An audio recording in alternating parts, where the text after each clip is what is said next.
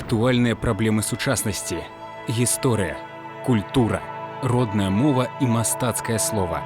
Пра гэта і не толькі пісьменнік і публіцыст Навум Гальперовіч гутарыць з вядомымі людзьмі краіны. Што такое беларускасць? Гэта гонар за сваё, адчуванне сябе прадстаўніком значнага народа, сцвярджае мой сённяшні суразмоўца, драматург, рэжысёр, акцёр, літаратурны рэдактар дзіцячага часопіса «Вясёлка» Васіль Дранько-Майсюк. Вітаю, Васіль. Добрый дзень, Наум Яковлевич, вельмі рада вас бачыць. Васіль Дранько-Майсюк, рэжысёр, драматург, акцёр, літаратурны рэдактар дзіцячага часопіса «Вясёлка». Скончыў Беларускі дзяржаўны універсітэт культуры і мастацтваў, Беларускую дзяржаўную акадэмію мастацтваў. Працаваў у тэатрах Мінска і Масквы, ставіў спектаклі, іграў на сцэне, выкладаў акцёрскае майстэрства.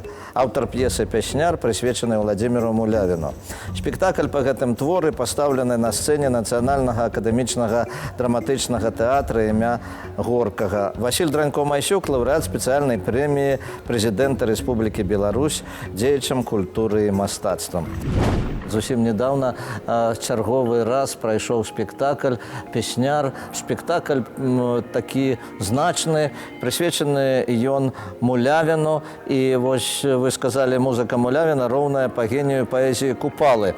Гэта ці не адзіны наш творца, хто да Купалы наблізіўся. У чым, на ваш погляд, феномен Мулявіна? Ну, я могу сказаць так, што Мулявін это заўсёды быў, заставаўся адзін з маіх самых любімых музычных творцаў, кампазітараў, музыкаў, таму што ён зрабіў тое, што ў нашай музычнай прасторы ніхто да гэтага не рабіў. Ён спалучыў неспалучальнае. Там сучасную яму рок-музыку і беларускі фальклор. Ось тыя напевы, як спявалі нашы дзяды і прадзеды, ось, і тыя новыя музычныя хады, тыя новыя нейкія музычныя такія, скажем так, фармальныя прыёмы, якія былі актуальныя тады, калі жыў і працаваў Мулявін. Ён гэта спалучыў, атрымалася проста нешта незвычайнае. І ягоная музыка падабалася і моладзі, і пажылым людзям, і каму заўгодна. І мала таго, што гэты рускі чалавек зрабіў для папулярызацыі беларускай мовы болей, чым хто, па сутнасці. Таму што яго музыка падабалася, песні падабаліся, і народ ад Беластока да Камчаткі хацеў ведаць, пра што ён спявае, і народ вучыў беларускую мову. Это вельмі было важна.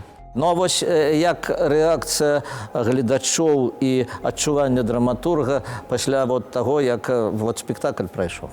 Рэжысёр Валентина Яранькова зрабіла вельмі такі правільны, разам з тым хітры ход. Яна, пакінуўшы всю эту складаную філасофскую такую дамінанту, якая прысутнічала ў п'есе, пакінула яе, але уставіла туды значна больш музычных нумароў, чымсьці было мной прадугледжана. У мяне там, напрыклад, у п'есе было 4-5 песень, а ў спектаклі іх штук 15-16. І атрымалася так, што тыя, каму не вельмі, магчыма, была блізкая філасофія п'есы, тыя гледачы проста захапляліся музыкай, захапляліся спевамі, бо артысты спяваюць на высокім прафесійным узроўні. Ну, а тыя, хто не вельмі любіць спевы, проста глядзелі п'есу, як такі цікавы твор. Ну, а трэцяя катэгорыя гледачоў слухала і песні, апладзіравала ім, і захаплялася тым, што адбываецца на сцэне, захаплялася самой драматургіяй. Таму рэжысёру гэта ўдалося зрабіць, і дзякуючы этаму спектакль і зараз застаецца папулярным, радуе самага рознага гледача, і гэта цудоўна.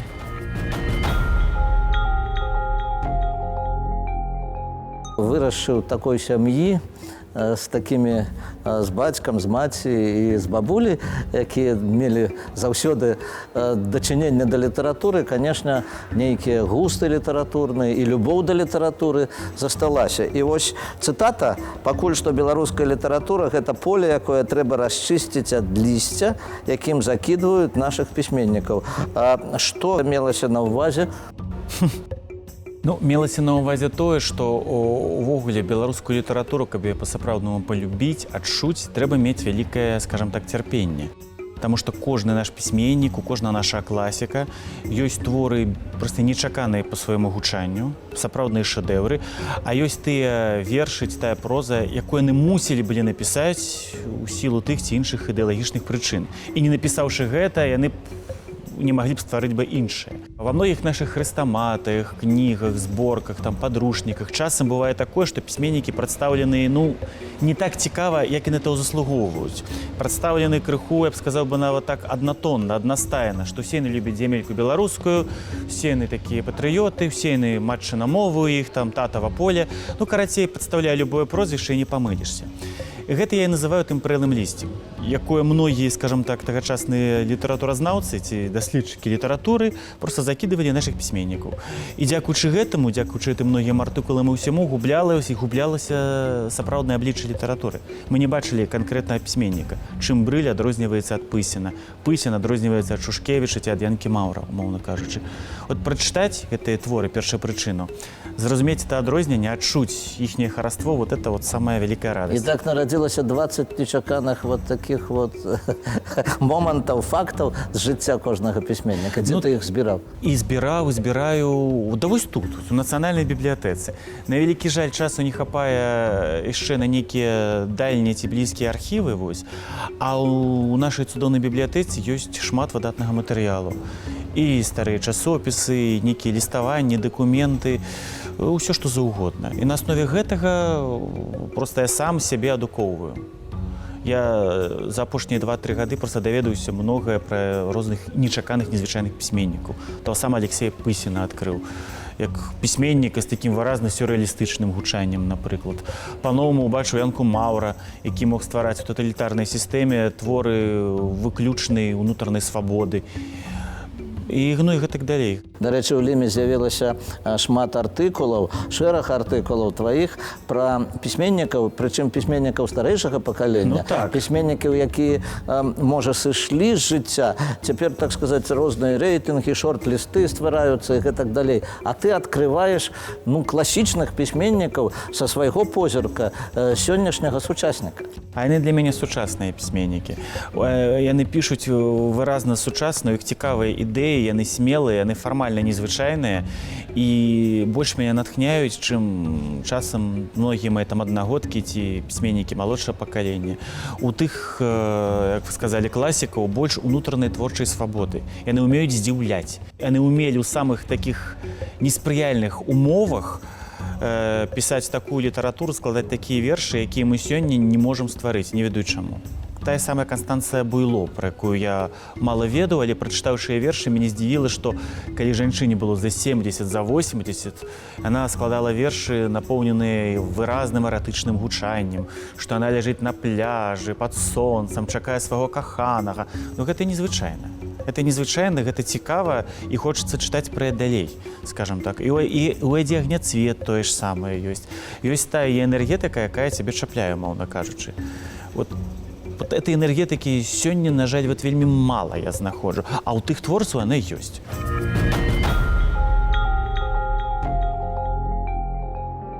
Ну вось «Вясёлка». Гэта дзіцячы часопіс, даўні часопіс, папулярны часопіс, вядомы часопіс. Так. Можна яшчэ многа эпітэтаў да яго знайсці. Вось як ты пачуваешся ў гэтым часопісе? Ну, я могу сказаць так, што мне пашанцавала, што я працаваў і працую у гэтым часопісе, у «Вясёлцы», у «Бусі». Чаму пашанцавала? Таму што, зноў жа, дзякуючы гэтай рабоце, дзякуючы творчаму спрыянню галоўнага рэдактара Владзіміра Сцяпановича Ліпскага, у мяне ёсць магчымасць насычаць старонкі гэтага часопіса сваёй любімай літаратурай. Вот літаратуры класічнай. У меня ёсць магчымасць адкрываць новых аўтараў.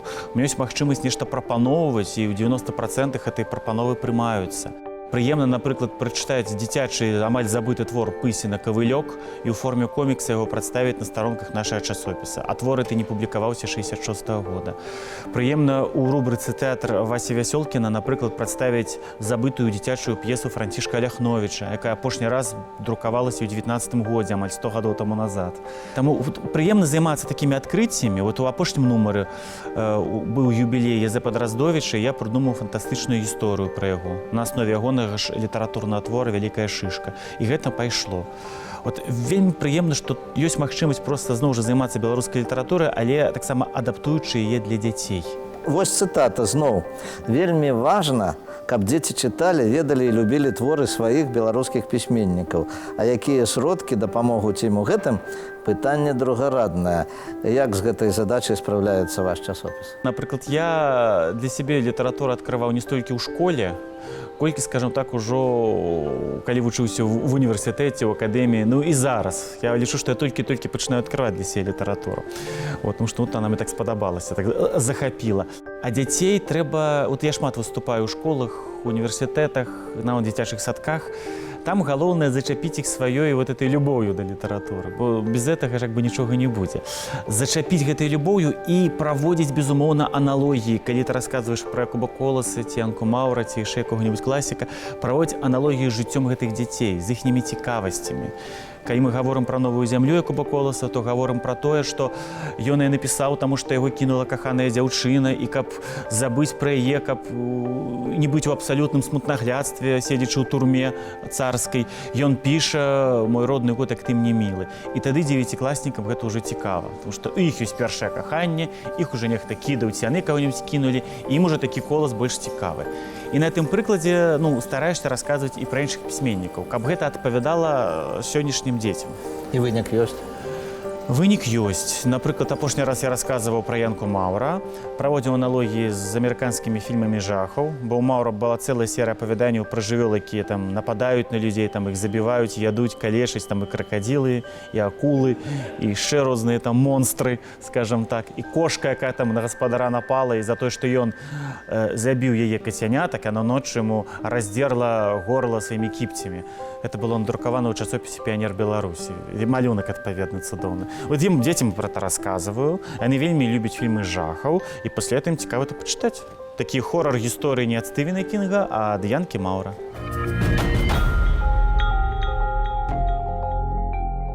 Заканчиваючы, можа быць, сённяшнюю нашу гаворку, некалькі пытанняў, 5 пытанняў дакладней, якія мы задаём кожнаму, хто прыходзіць да нас у госці.